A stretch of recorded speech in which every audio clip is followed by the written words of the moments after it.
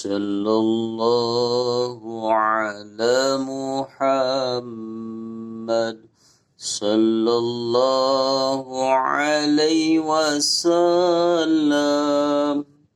sallallahu ala Muhammad sallallahu alaihi wasallam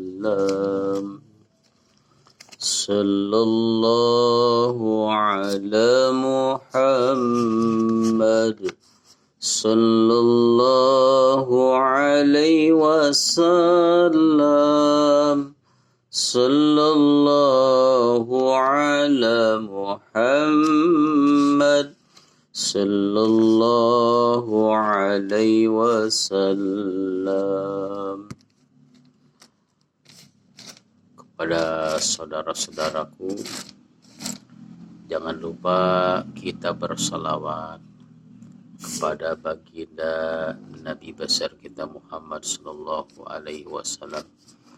Mudah-mudahan dengan selawat ini